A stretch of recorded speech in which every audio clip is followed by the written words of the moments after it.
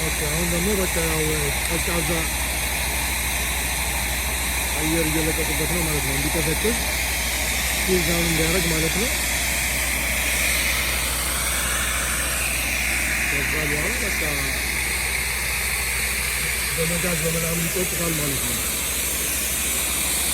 አሁን ቀዝቃዛ አየር ነው እየለቀቁበት ያለው።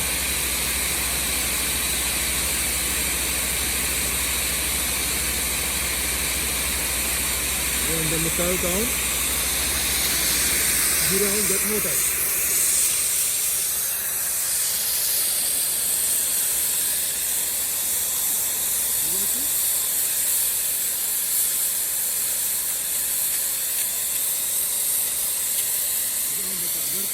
እየቀጠቀጠ ነው ማለት ነው። ከዛ ይቆረጣል በቃ